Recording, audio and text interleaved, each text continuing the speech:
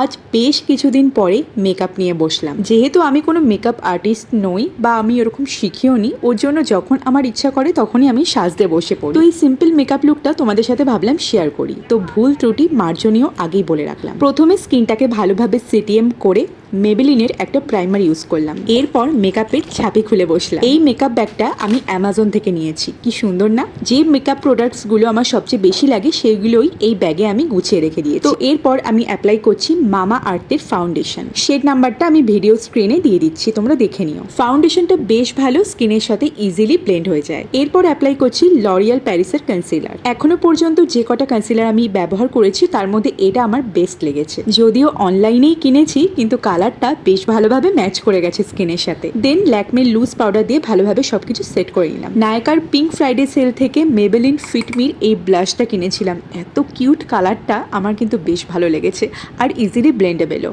এই গরমে আর কন্ট্রোলিংটা করলাম না। এখনো অবধি মেকআপে যা যা ব্যবহার করেছি স্কিনে সেইগুলো যাতে একদম পারফেক্ট থাকে, এই গরমে ঘেমে না যায়, তার জন্য এখানে ব্যবহার করেছি প্যাকের মেকআপ ফিক্সার। যাক বাবা, একটা তো শান্তি যে গরমে মেকআপ গলে যাবে না। এবার করে নেব আই মেকআপ।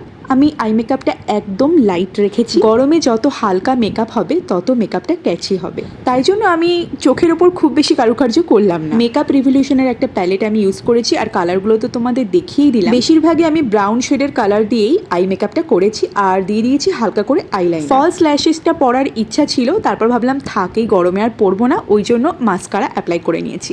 আর এখানে আমি একটা ডার্ক ব্রাউন কালারের লিপ লাইনার দিয়ে আউটার লাইনটা করে নিয়েছি। তারপর অ্যাপ্লাই করেছি ল্যাকমে অ্যাবসলিউট লিপ মুস, আর আমি এখানে শেড নাম্বারটাও ভিডিও স্ক্রিনে দিয়ে দিয়েছি, তোমরা চেক করে নিও। কালারটা তো আমার জাস্ট দুর্দান্ত লেগেছে। এই গরমে এমনিও নিউড কালারটাই ভালো লাগে। লিপ কালারটাকে একটু জাস্ট ডিফারেন্ট করার জন্য আমি একটুখানি কনসিলার ইউজ করে অমব্রে লিপ করার চেষ্টা করেছি আর ওপরে একটুখানি জাস্ট লিপ গ্লস ব্যবহার করেছি।